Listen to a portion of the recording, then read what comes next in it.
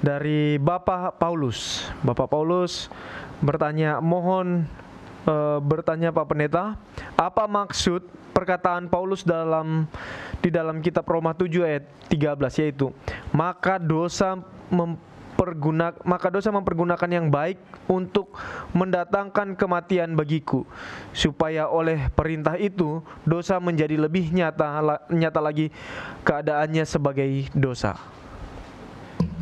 Terima kasih. Silakan, untuk Pendeta. ayat ini kita buka di dalam Roma. kitab Roma pasal yang ke-7. Tadi dibacakan adalah ayat yang ke-13. Nampaknya Bapak Paulus mengambil sepotong saja dari ayat yang ke-13, yaitu hanya bagian akhirnya. Saya mau usulkan kita baca mulai ayat yang ke-7. Sebenarnya supaya bagus kita baca satu pasal atau dari pasal 1, karena ini kan surat. Jadi orang kalau baca surat kan tidak diambil hanya sepotong-sepotong lalu kemudian kita katakan apa maksudnya ya. Supaya kita mengerti yang sepotong kalimat itu, kita baca semua surat supaya kita tahu, oh maksud surat ini adalah secara keseluruhan ini maksudnya. Jadi apapun sepotong-sepotong kalimat itu tidak akan mengubah pendapat kita tentang surat tersebut. Minimal untuk ayat 13 ini saya usulkan kita baca mulai ayat yang ke-7. Ayat yang ke-7. Jika demikian, apakah yang hendak kita katakan? Apakah hukum Taurat itu dosa? Jadi ada orang yang anti hukum Allah. Seakan-akan hukum Allah itu adalah dosa. Jadi Paulus juga bertanya, apakah hukum Allah itu dosa? Apa jawabannya?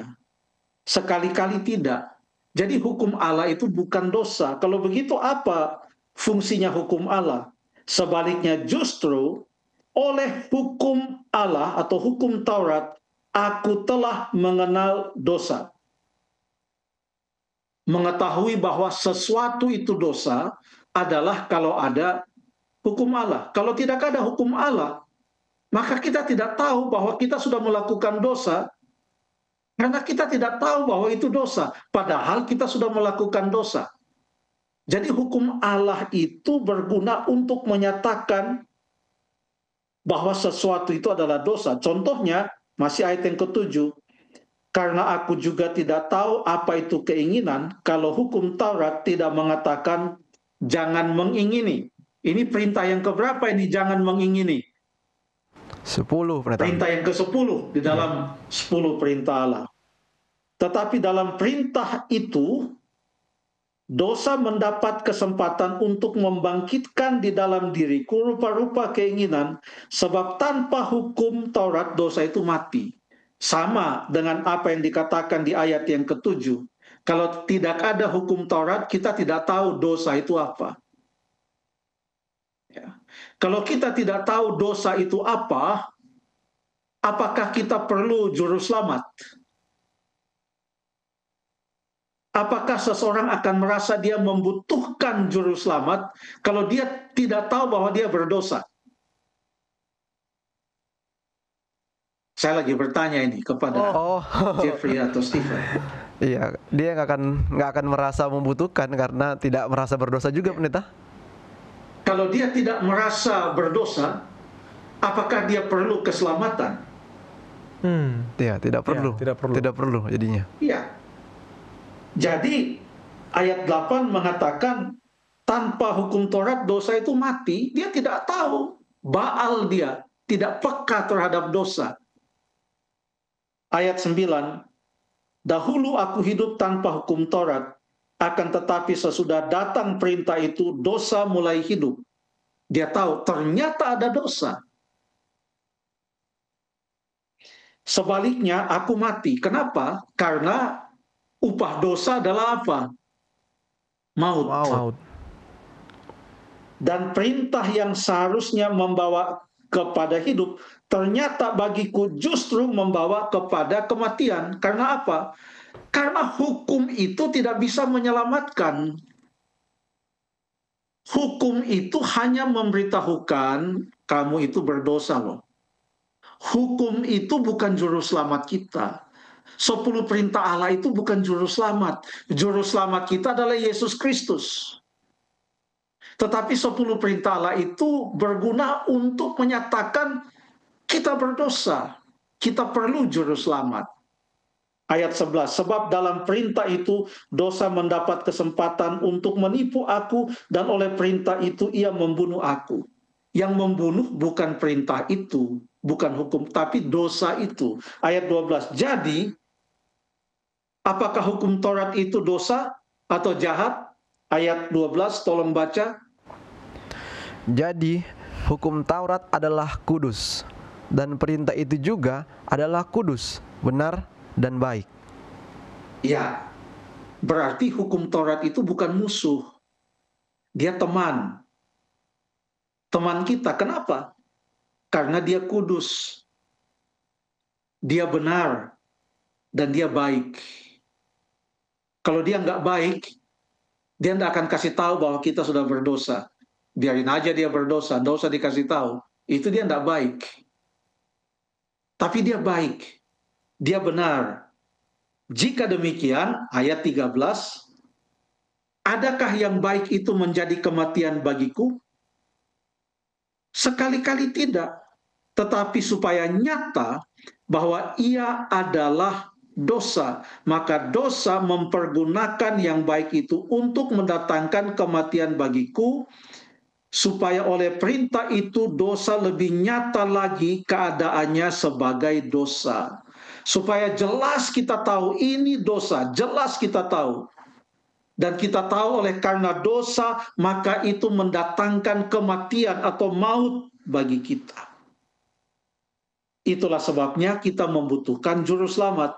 Ayat 14, sebab kita tahu bahwa hukum Taurat adalah rohani, tetapi aku bersifat daging, terjual di bawah kuasa dosa. Kita orang berdosa, keinginan-keinginan kita penuh dengan dosa. Yang dihasilkan keinginan kita adalah dosa. Ini adalah pergumulan dari Rasul Paulus. Kalau kita baca terus, ini pasal yang ke-7, sampai dia mengatakan bahwa tubuhnya itu adalah tubuh maut. Kita baca di ayat 24. Ayatnya 24, aku manusia celaka. Siapakah yang akan melepaskan aku dari tubuh maut ini? Siapa yang dapat melepaskan aku dari tubuh maut ini? Apa hukum Taurat bisa melepaskan kita dari tubuh maut ini? Oh tidak. Justru 10 hukum menyatakan kamu melanggar, dan karena kamu melanggar, kalau tidak ada jalan keluar, kamu akan mati. Siapa yang bisa melepaskan kita? Baca di ayat yang ke-25.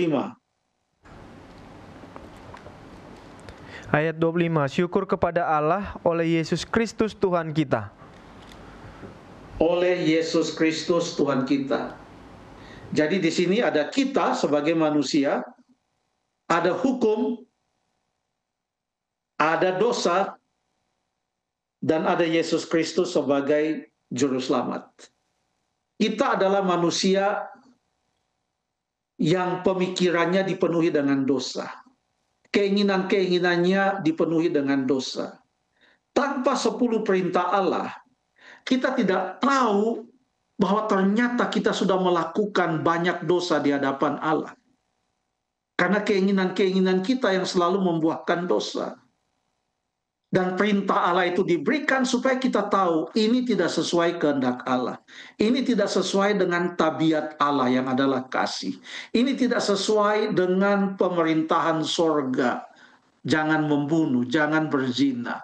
Ini tidak sesuai dengan ketetapan Allah pada waktu penciptaan. Ingatlah dan kuduskanlah hari Sabat. Ini tidak sesuai dengan kehendak Allah yang mengatakan di dalam perintah yang pertama supaya jangan ada ilah lain. Ya. Jadi, oke, mohon maaf pemirsa, ada sedikit gangguan telepon, tapi kita lanjut saja. Jadi yang kita bisa lihat di sini adalah ada manusia, kita, dan ada 10 perintah Allah yang menyatakan kita berdosa. Lalu setelah kita berdosa, apa yang kita lakukan? Tidak bisa kita melepaskan diri dari dosa itu oleh kuasa kita dan oleh 10 perintah itu. Hanya oleh Yesus Kristus Tuhan kita bisa melepaskan diri. Juru selamat. Jadi 10 perintah Allah penting supaya kita tahu apakah kita hidup sesuai kehendak Allah atau tidak. Kita tahu kita berdosa, dan karena kita berdosa, kita membutuhkan juru selamat. Dan kita membutuhkan keselamatan, di mana hanya kita dapatkan dari Yesus saja. Kurang lebih demikianlah penjelasannya. Terima kasih.